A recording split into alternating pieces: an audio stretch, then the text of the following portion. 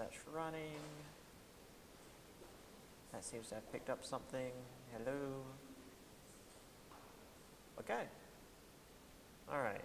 That's running. That's running. That's running. Great.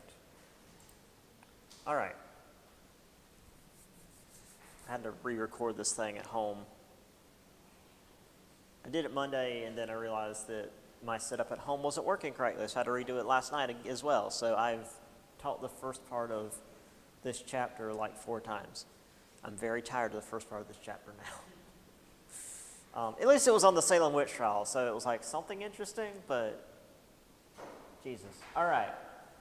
I assume this is where we ended, because this is where I ended teaching it last night, and I'm done. So, yeah, we ended with reproduction and mortality rates and childbearing and all that fun stuff, which, you know, would very quickly kill anyone involved. So not great, which childbearing has always been difficult, really up until very recently in terms of modern medicine.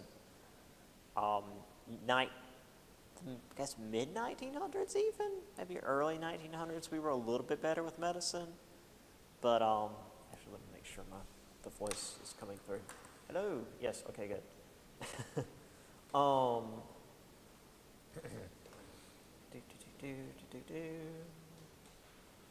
It's back.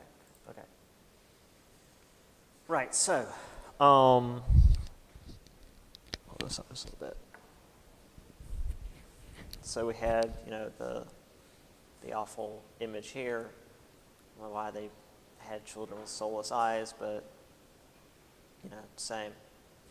And then this photograph, again, from probably the 1800s, because photography wasn't really a thing until then. So this is a little bit later than what we're talking about, but same idea. Okay. Now, this is the last section, or the last subsection of all of this, and I meant to get to it on Monday, but we were running out of time, and we were already behind, so whatever. Like what I was talking about with the very first section of this portion, you had these laws and these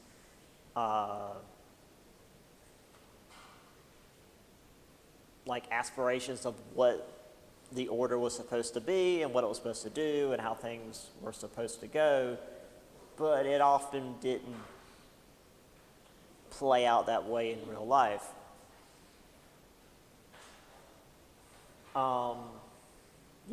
These ideals didn't always match reality. It wasn't like, oh, well, the man's in charge and everything will just go swimmingly because we said so. There's many reports in newspapers of the day, domestic violence, ads to runaway spouses, petitions for divorce, legal suits for rape, seduction, or, quote, breach of contract, because marriage is a contract. And obviously, in terms of law, it was very hard for the woman in these situations to get much legal recourse.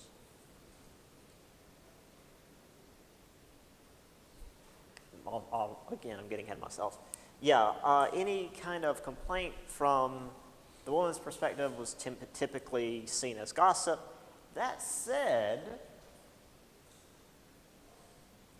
if they were able to get the right people to listen, they could use this gossip to destroy the systems of trust in these small communities. And again, we're in South Carolina, so it's almost nothing but small communities. If you're familiar with how small towns work, if you're ostracized from a small town, you basically have to move. Like, if nobody in that small town trusts you, you might as well be in trouble with the law because you're going to be treated like an outlaw. Now, again, this still wasn't as good as if the law was actually fair, but I guess it was the next best thing. Again, it was difficult to get divorced, and if divorce actually went through, most of the power went to the husband because, obviously,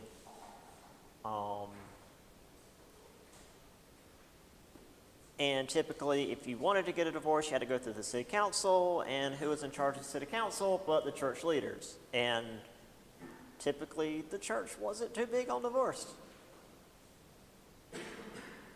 And again, especially in the areas we're talking about in this particular section, we're in the Northeast where the Puritans are in charge. So you're going to go ask a bunch of Puritans to, like, grant you a divorce? That's going to be difficult.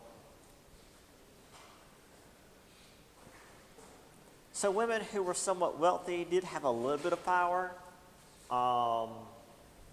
Women who were poor, or especially those who were enslaved, typically had no power, obviously.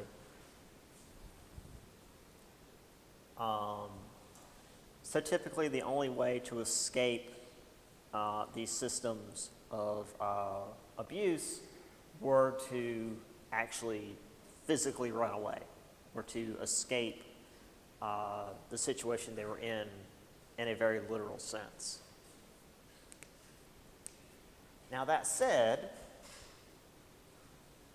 when it did come to these situations, a lot of women began turning to their sisters and friends for help, as opposed to fathers and ministers, typically the ones that were like in charge of these legal recourses. Because the fathers and ministers were more interested in maintaining the status quo and control, as opposed to actually helping the victim when the sisters and friends of the victim would actually be there for the victim. So, yeah, the network of help shifted as they began realizing, oh, the people I'm turning to actually aren't any help. It's rough.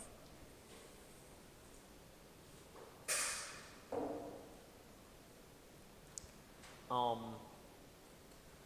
showing you this partially because I'm going to have another one later on when we start talking about prohibition, which, like, full-scale prohibition isn't going to happen until, like, our 102 class. But we will briefly mention some prohibition pushes prior to the Civil War. But this is a common, like, theme in a lot of these illustrations, this, like, stepping up and then going back down. And you've got the little babby here, and then you go up through childhood into adulthood, and then you eventually go down to, well, being an old crone, and then you die. And there's a lot written here. But there's an especially fun one. Well, I say fun because it's especially dramatic about the drinking. But I found this one and I had to include it.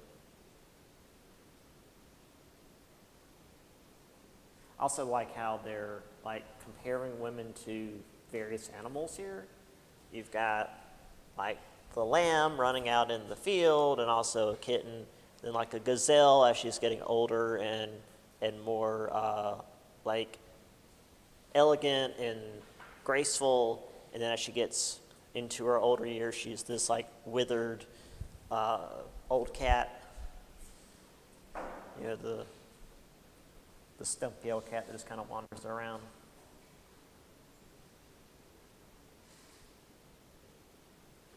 Okay. So getting beyond that and moving into some of the pressures that cause the next section. Population growth and economic competition. It was really hard doing that whole first section again for the fourth time while sitting on my couch, because I need to be standing up and walking around to maintain my energy. And I'm sitting on my couch and my cat's harassing me, and it just didn't work out. Doing it from home is not as much fun as I thought it would be. So, population of the colonies was growing after 1700. For example, in New England, in 1700 it was about 250,000, 250,000, and it doubled by 1725, so it was 500,000.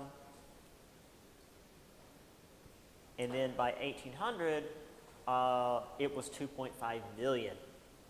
So that's a substantial jump. So from 250,000 to 500,000 to now 2.5 million.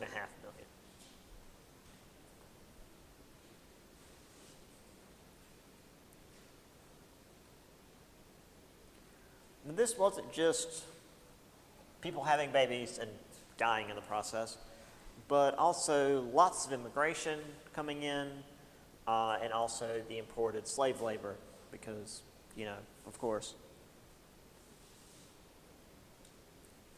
But as the population is shooting up, more people in roughly the same amount of space, less opportunity to acquire land, start own businesses. You're not able to just go in and just stake your claim and start your own business and do your own thing. And even if you did have land, it wasn't always just, oh, you've got land, you're set. Sometimes the soil wouldn't really work. It'd be maybe not a great place to have a farm. It might be land that the natives once lived on and they're not happy about it, and the colonial powers are always fighting the natives, and they see you as just an extension of that, and you're going to get attacked by natives. And also foreign settlers. If you're up towards the north, you might be getting attacked by French settlers. If you're further towards the south, you might be getting attacked by Spanish settlers. So there's a lot happening. In the Middle Atlantic, there were plenty of landless laborers who moved into cities to try to find fortune, or at least try to survive. Usually it was the latter, just trying to get enough work to not starve to death. But, and this is something we're going to see largely at the start of next semester, when post-Civil War, when the Industrial Revolution's happening, everybody's moving into the cities. As more and more people moved into the cities got more and more crowded, and therefore the job market got crowded. And so then you just had a bunch of people in the cities also looking for jobs because the cities were being overcrowded. Now, as we've seen, tobacco was where all the money was, but you needed land to grow tobacco, and not just a farm, but it needed to be a large farm. If you only had a few acres, or even a few dozen acres, if you had a bad harvest, that was it. You lost everything. Because a lot of these smaller farms tended to borrow a lot of money from the banks in order to buy enough seed to plant the crops for the year, and then hope that they could get enough profit at the end to pay back the loans. And if the crops fell through, they were ruined. The farm was gone. The farm was going to be taken by the bank.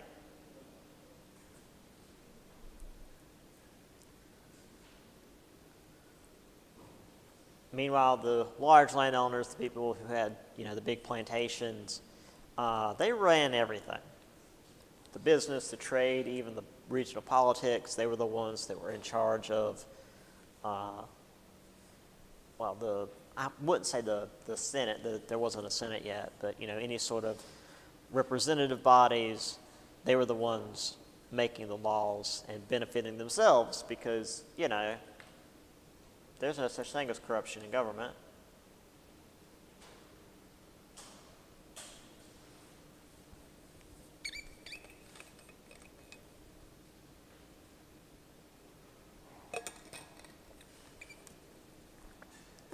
All right.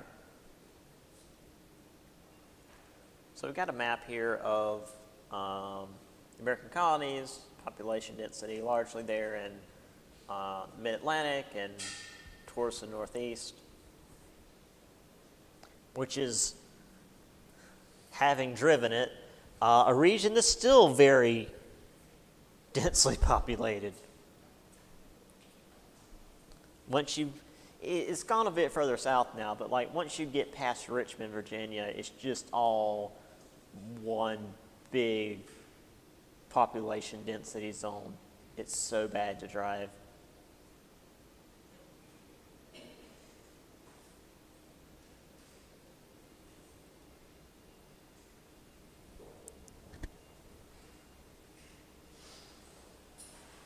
Oh, there's a loading bay near where we are. I was wondering, is there a truck in the hallway? So here's population, Chesapeake colonies. You've got the white colonists, the, let's just say, black enslaved laborers. And there's that third bar that's going down. Oh, that's depressing.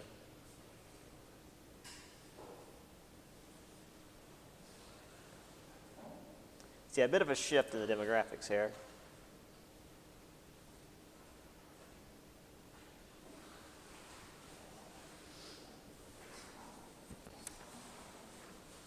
All right.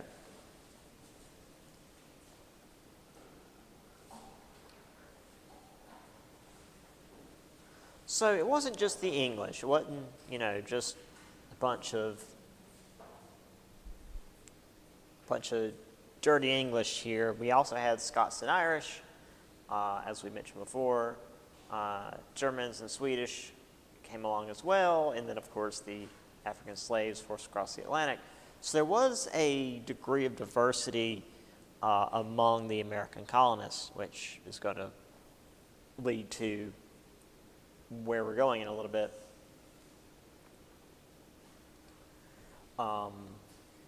So the colonies were having this population boom, so those that wanted to strike out on their own began heading west to stake claims of their own and began encountering Native Americans who were typically not especially happy with the English colonies, as well as Spanish and French settlers. Now that said, a lot of these settlers who did head west on their own negotiated with the natives to obtain the farmland. They knew they didn't have the British Army at their back and decided to do more like the French did and be a bit more friendly with how they obtained land.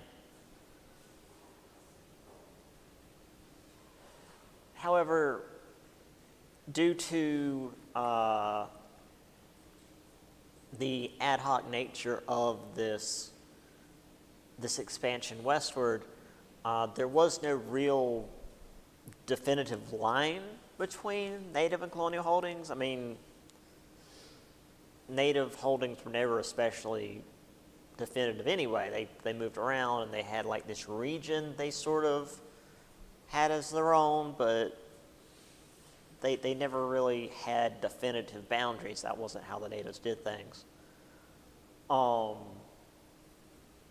this blurring of the line was made worse in the 1720s and 30s when we had a flood of Irish and Scots-Irish in general, heading west due to bad harvests, which overwhelmed this equilibrium between the settlers and natives. This is largely happening in Pennsylvania, and this is all happening in a time after William Penn has died, which made things worse because he was keeping these things balanced. He'd been balancing the needs of settlers and natives, and his sons and advisors weren't able to keep things going the way he had.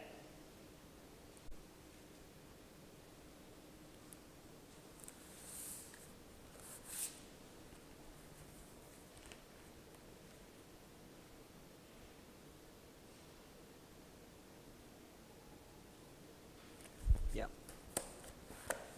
Okay. So again, I've got just a couple of maps here of some of the ethnicity of the settlements: Dutch, English, and Welsh, German, Scots-Irish, and Scottish.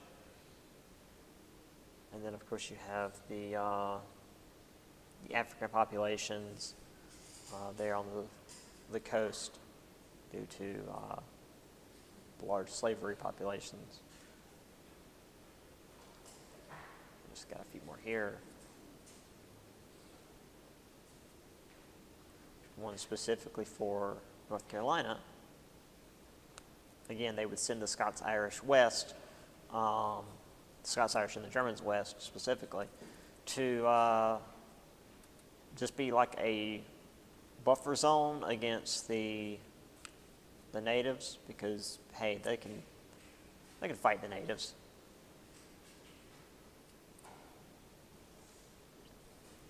Now, of course, this expansion and overrunning of lines caused conflict, because obviously,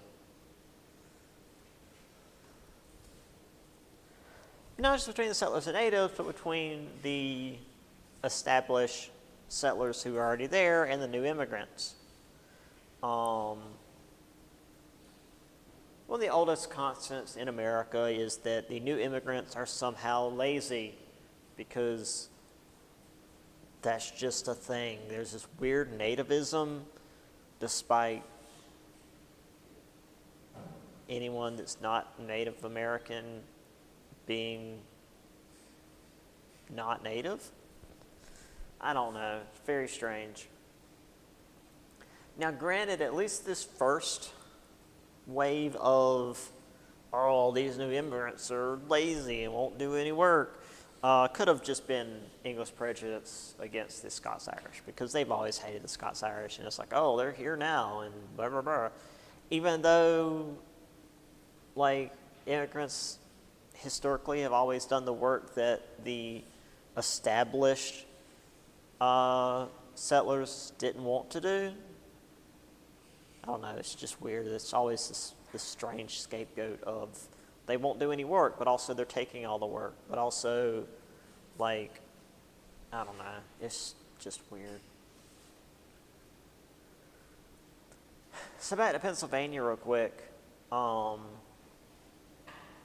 There was this so-called walking purchase. Let me just turn the page here. Yeah. The walking purchase was this large claim of land within Pennsylvania, beyond what William Penn and the natives had agreed on. They used forged documents to obtain it. You know, it's like, oh, look, we found these old documents that William Penn definitely wrote, and it says we can take anything that we can walk within a day and a half. That's the next thing. The amount of land surveyors could walk off in a day and a half, and they obviously chose, they actually predetermined a path that they could establish the most land in the shortest amount of time.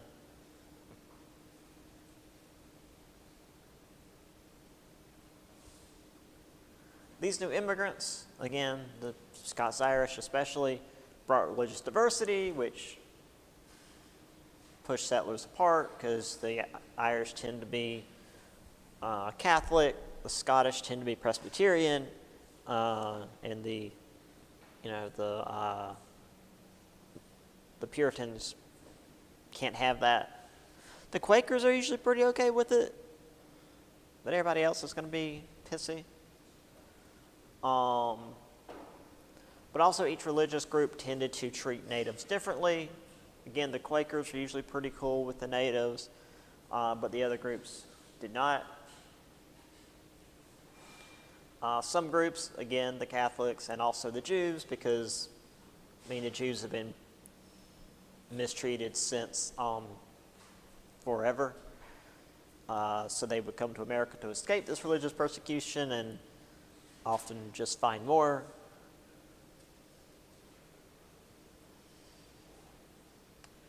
Also,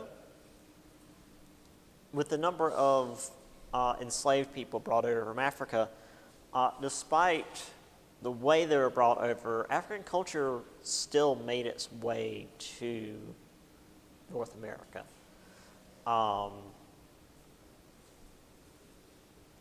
And even the few times that slaves were allowed to be proselytized to, that's a hard word,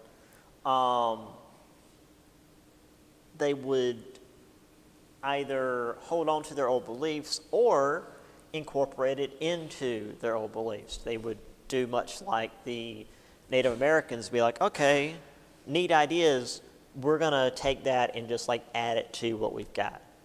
In fact, a lot of the Creole culture is a mix of African culture, Caribbean culture, and French culture, because it's the Creole region, which was typically under French control for a lot of the time. And that created a very unique cultural blend in the bayous of Louisiana.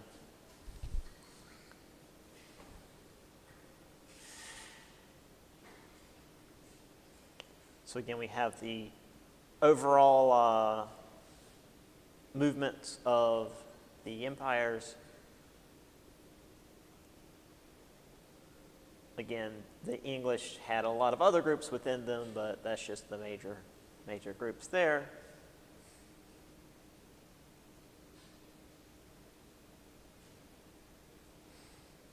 Here's the walking purchase. They only had to walk off a portion of it, and then it, I guess, triangulated or whatever. I don't know. But it was much larger than the original land that was agreed upon by William Penn. You got Pennsylvania, but they weren't settled and all that, obviously.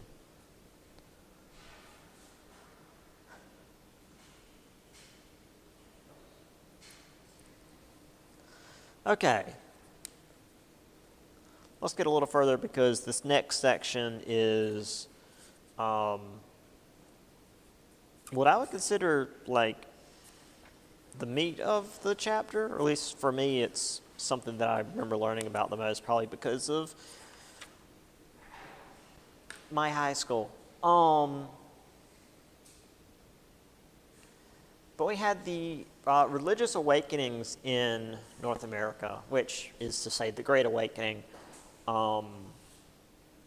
which still didn't get as much done as the Second Great Awakening, but it did leave its mark.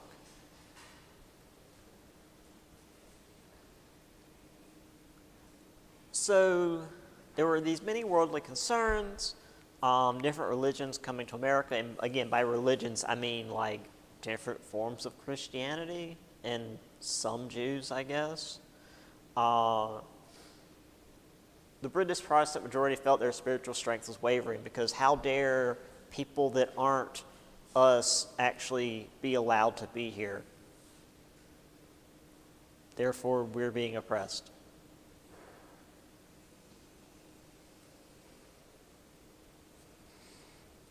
And again, this is just like the intro, but it's the only place that mentions the new light clergy and the old light clergy, so I figured I'd just put it in here.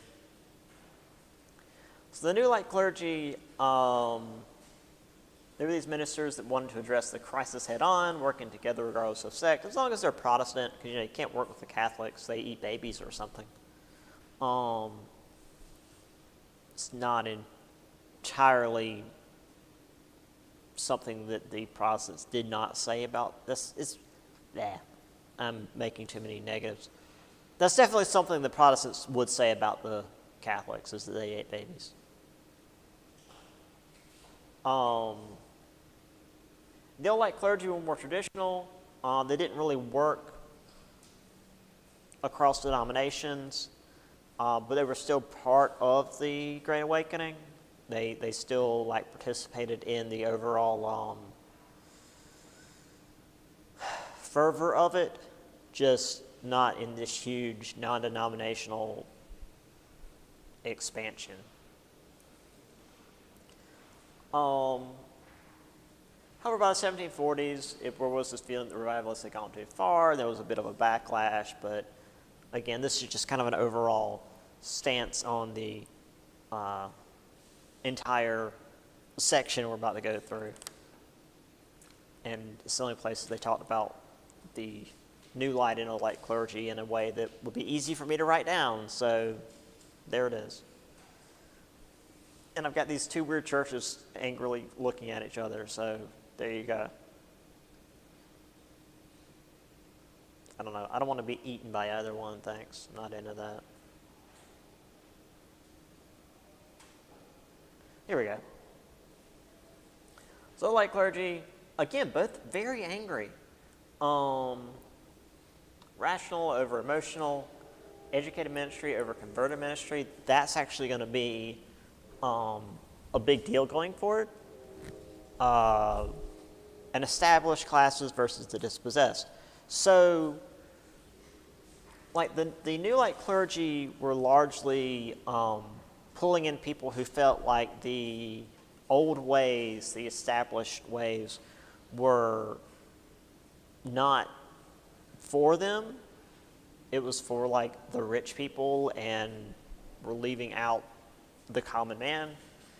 A lot of the ministry of the new light clergy were old clergy, but then they converted it into this new way of thinking. It was very emotional, very passionate, and soon they began complaining that the colleges, we'll get to this in the notes, that the colleges were teaching too much as opposed to feeling, I guess. I don't know, it's weird. We'll get to that. So, let's at least get through the Great Awakening. We still got 30 minutes. We should be able to get through the Great Awakening. All right.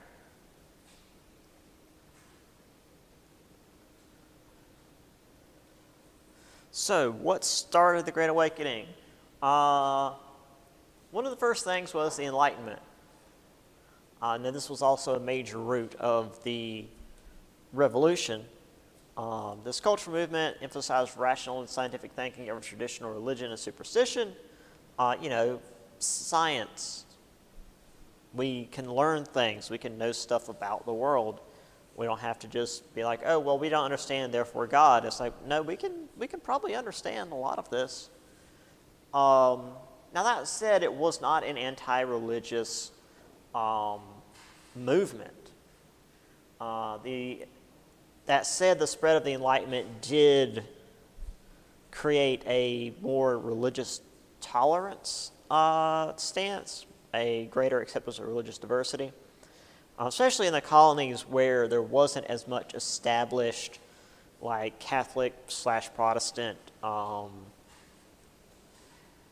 entrenchment, I guess you'd say. Like in France and Spain, they had been Catholic for hundreds of years. But in the colonies, they'd really just been established.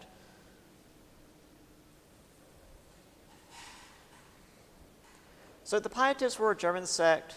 that challenge these Enlightenment ideas. And I'd never really heard about the Pietists before. And the book mentions them, and then we never talk about them again. But they are important because of the ideas they had. They oppose the power of the established churches. They wanted people to follow their heart rather than their head in spiritual matters. No thinking, only feeling. But what was important is that their thought process affected a lot of larger groups: Presbyterians, Huguenots, Anglicans, and Methodists, which are all groups that I'm familiar with.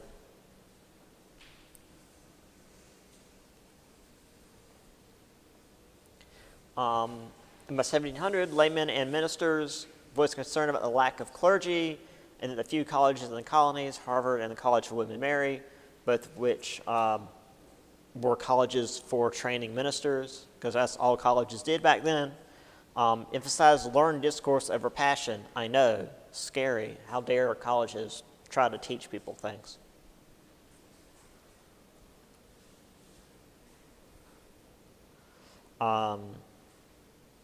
We had reverends like this guy with this horrifying name. I'm guessing he's Belgian? That's a Flemish name if I've ever seen one. Theodorus Freilinghuizen? I don't know. It's not German, I don't think. Whatever, that dude. And William Tennant, thankfully, the only one we talk about again is William Tennant, and that's a name I know. There's a lot more to this. Like, I think it ended up being Freilinghuizen's son that ended up meeting with Tennant, and it doesn't matter. The point is, these two were working together, and they eventually narrowed down conversion to Christianity as three things. Individuals had to be convinced of their sinful nature, experience a spiritual rebirth, and then the evidence of that spiritual rebirth was behaving piously. And again, my upbringing, I distinctly remember this. So this is a thing that exists to this day. And they would lead waves of revivals across the colonies. In just this thought process spurred revivals.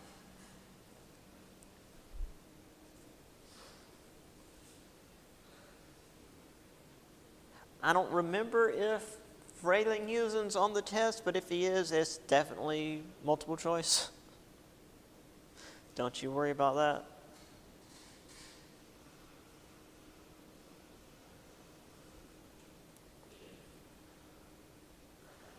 So here's somebody. This was a typical revival style, just they'd get up on something high enough and yell at people.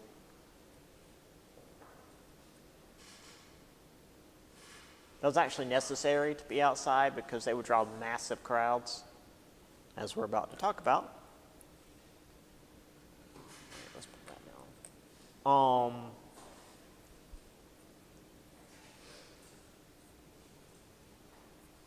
So,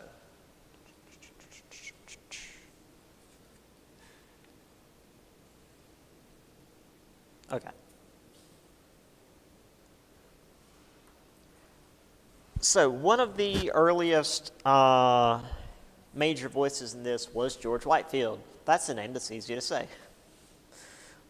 He was inspired by John Wesley. He was founded Methodism. John Wesley's a name that I know very well because, again, I was raised Methodist, so I know a bit more Methodist history. Methodism's pretty simplistic. It was like, what if Anglicanism, but let's just not worry about the king? And Anglicanism was what if Catholicism, but not the Pope? So it was just like really simplistic. I remember going to church as a child. What was it, the Apostles' Creed? And the words "the Catholic Church" are in there, even though we were Methodists. It was always a little weird to me. So yeah, Methodism's pretty chill for a Protestant sect. So George Whitefield was one of the leading voices in this soon-to-be Great Awakening, and this is going to be important come the next chapter. He used the methods of communication and travel, which were initially used for commerce, to spread his word. Traveled to North America 7 times during his career. So that's a lot of going back and forth across the Atlantic. 1739 to 1740, he made 350 stops in North America, drawing crowds as large as 20,000 at a time when Boston's population was 17,000. So he drew crowds larger than the population of Boston, which was one of the largest cities in North America at the time. He was pulling crowds bigger than entire cities.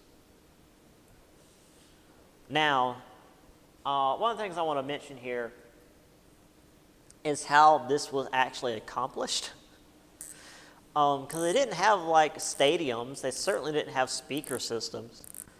So what they would do, they usually, at best they had a little stage that they built in like a field, and then they would have people, gathered around as best you could, and at certain distances when the people weren't able to hear the guy on the stage as well, they would have people set up on like little boxes, just something to get them up off the ground,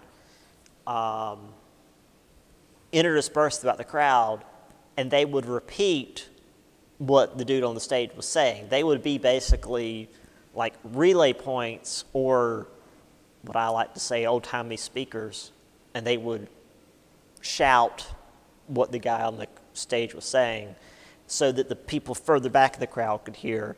And if the crowd was really big, they would have like another line of those dudes further back in the crowd. So you'd have like a relay of dudes repeating what the guy on the stage was saying. It was quite interesting.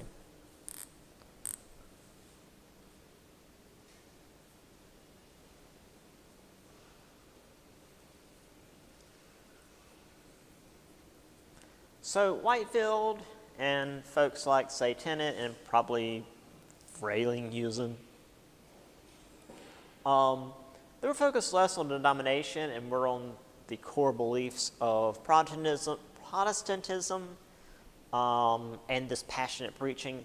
This wasn't quite the fire and brimstone preaching we'd see in like the mid-1900s with, say, Billy Graham and those other very sweaty televangelists.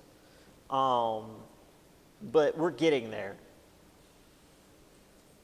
A lot of these parishioners, this is what I was talking about before with the disenfranchised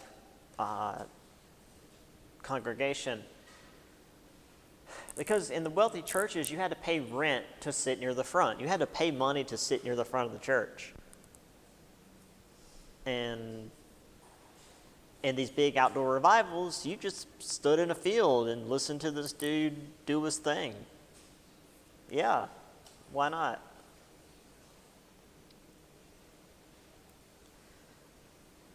So this New Light clergy brought many new people to religion, while also causing people within Christianity to be born again with these fiery speeches. They added passion to those that were already within Christianity, as well as bringing many more to religion. Now, again, typically the ones that we talk about, Whitefield, Tennant, etc., were those that were focused on interdenominational preaching. Most actually stuck within their own denominations. they did use these fiery speeches and this type of like out of the basic system style of preaching to energize their own denominations, their own churches. And it worked. I mean, it did re-energize religion overall within the colonies. So this wasn't like a melding of all of the denominations together. It certainly didn't happen. There was certainly still all the different denominations.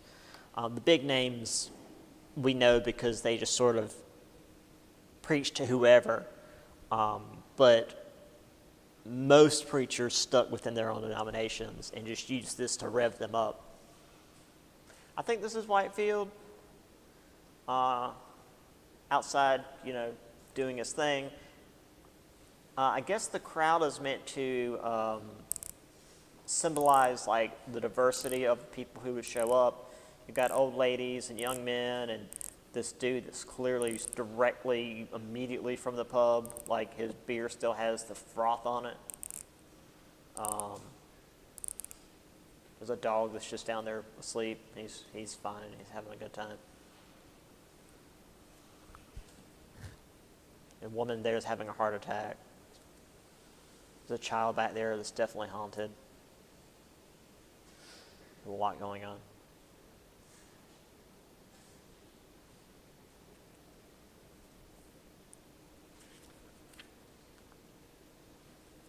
Now, all that said, while this was initially popular,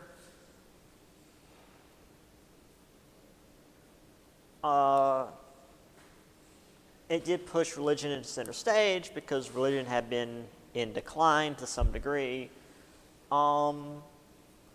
It started rubbing people the wrong way because a major facet of the revivals was the critique of educated clergy and established norms, which didn't sit well with the established clergy because they were being critiqued.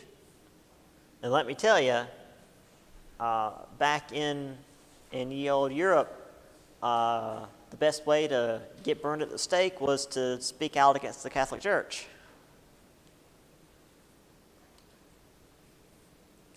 Also, women, slaves, and natives were often welcomed to the revivals and encouraged to partake almost in equal measure as the men, which upset a lot of people in North America, especially in the South, when it came to, like, if you treat the slaves like people, they might think they're people, and we're going to have a problem.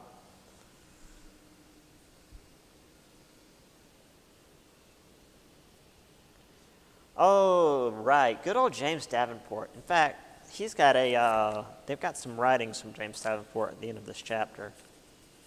Let's see if I can. Oh, no, a newspaper report on James Davenport. Multitudes hastened toward the place of rendezvous, directing themselves by clamor and shouting, "Wish together!" to the extended smoke brought them to one of the most public places in town, where they found the good people encompassing a fire, which they had built up in the street, where they were casting numbers of books, oh God, principally on divinity and those who were well approved by Protestant divines, yada, yada, yada. Time of sacrifice, to call the books were flames and cried out, the souls of the authors of the books, roasting the flames of hell. Wow, okay, they're burning books to burn. Having given fatal stroke of heresy, to attack idolatry, sought for direction.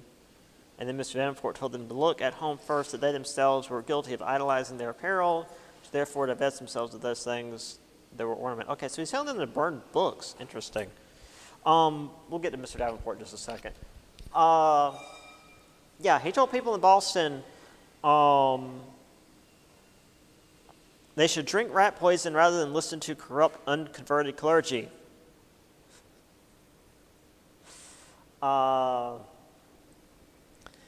claiming that Davenport's followers were, quote, idle or ignorant persons, and that those of the lowest rank. Boston officials finally called a grand jury into session to silence him, quote, on the charge of having said that Boston's ministers were leading the people blindfold to hell. And as the thing at the end of the chapter showed, throwing books into a fire to, like, burn the souls of the dead authors? I don't know. Dude was something else.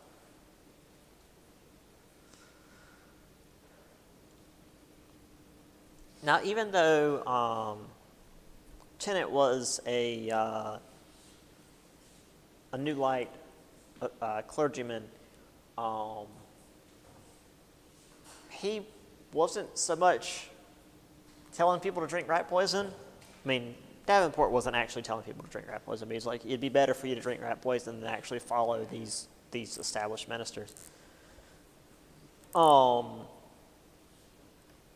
Tennant actually ended up reuniting the New York and Philadelphia Presbyterians who had split over something.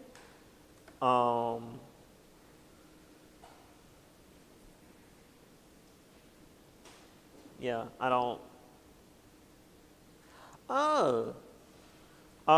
Eventually sought to reunite the Presbyterian Church he had helped to divide. So he had ended up dividing them and wanted to reunite them because I guess he felt bad about it. Now this fervor did eventually die down, but American religious doctrine remained passionate. Boy, that's an understatement.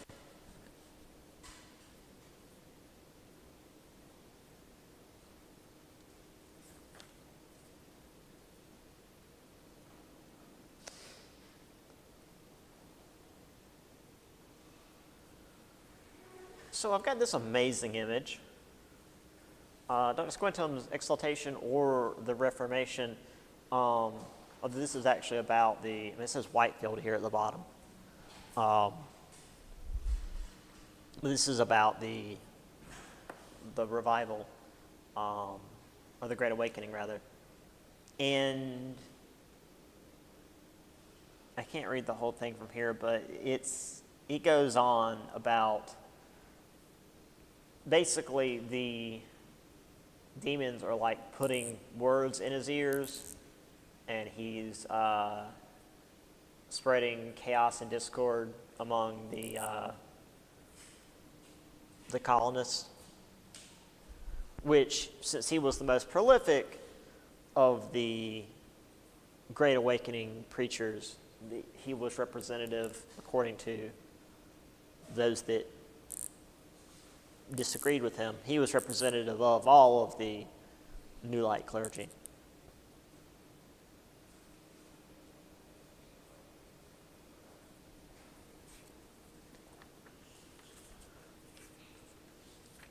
Okay, we're actually almost done with the chapter, so let me go a little further to try to catch you guys up with my other class if I can, since we lost 30 minutes on Monday. All right. So this is the next section. This is political awakenings.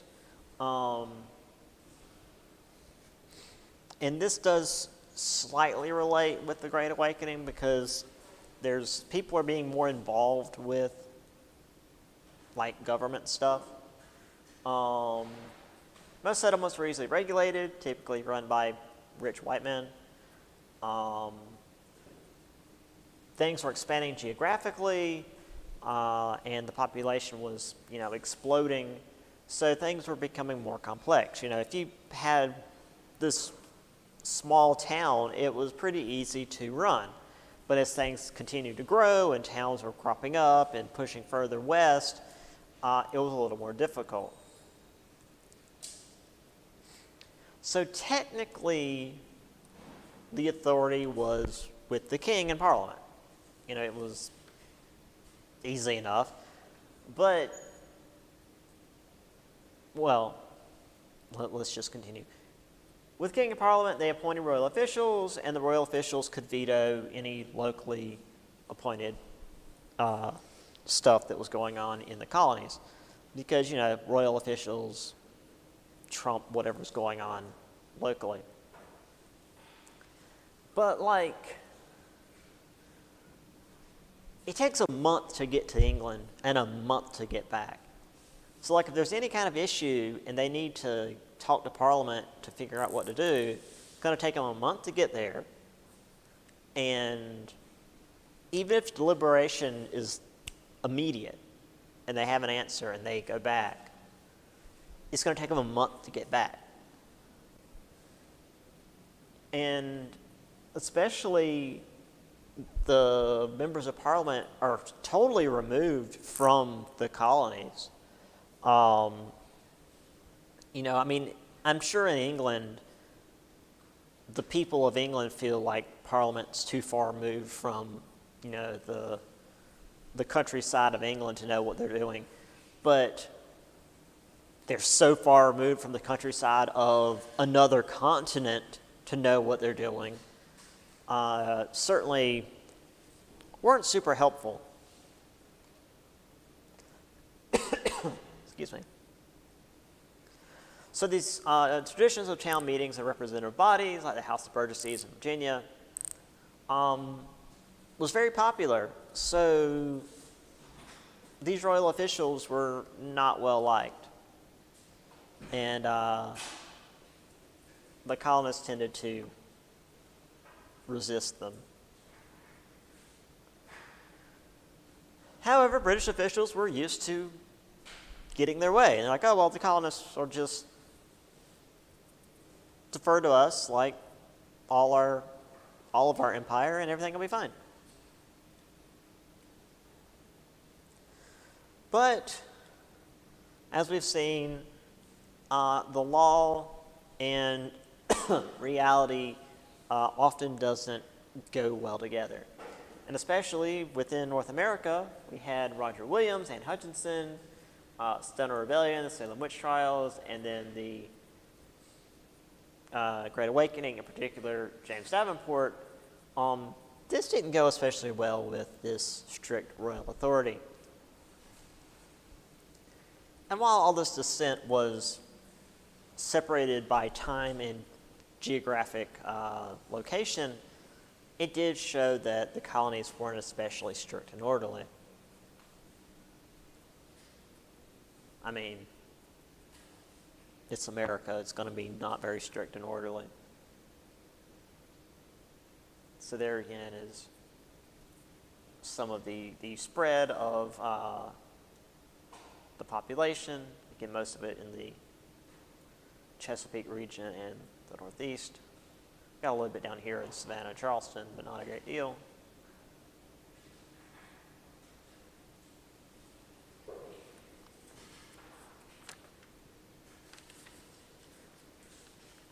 Okay, we are so close to the end. All right.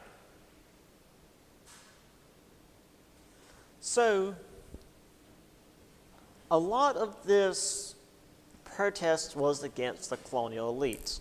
It wasn't quite anti-British yet, but come the next chapter, it was easy to turn this protest against the elites into protests against the British.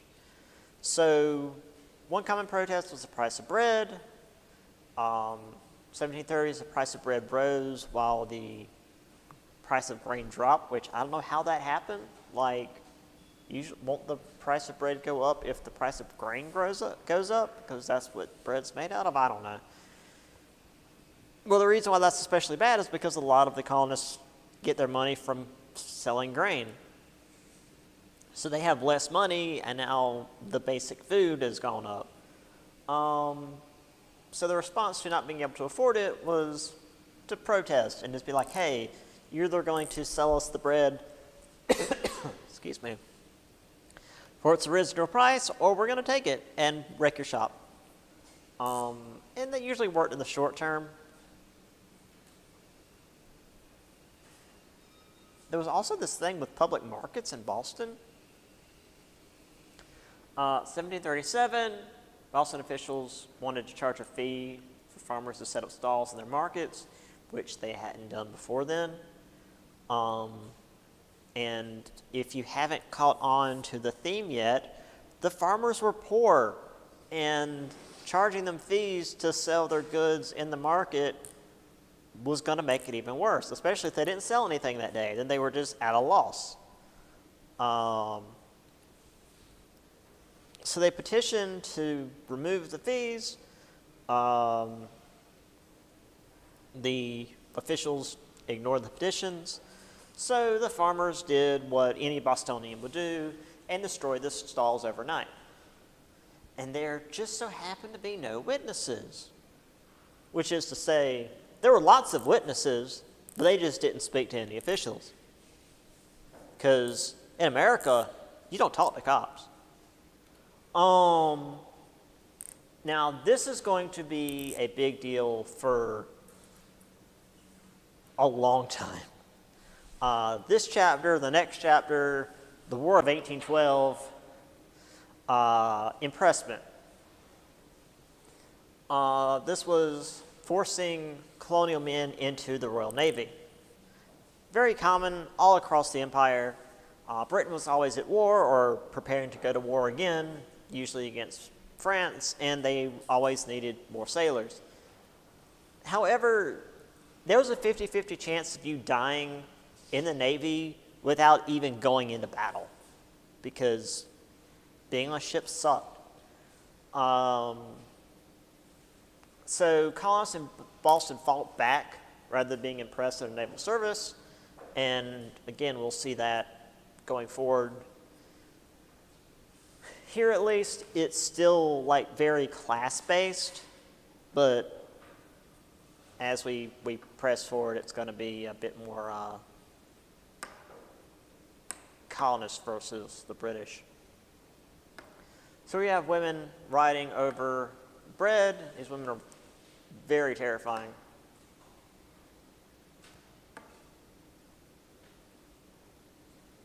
Here we have the press gangs, or I love the like alternate titles in these things. English Liberty Displayed, yanking people out of the streets and onto the ships. Okay, we'll just end it there. I'll see you guys on Monday, and we'll finish this chapter and go on to the next one. I'm going to mute this because it's going to get loud.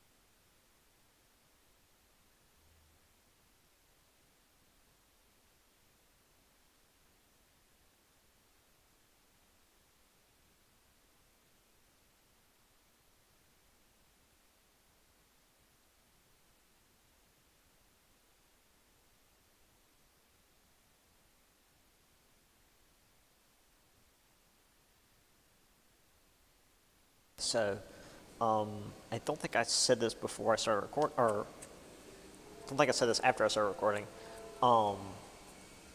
Excuse me, my throat's dry. So paper is due 2 weeks from today.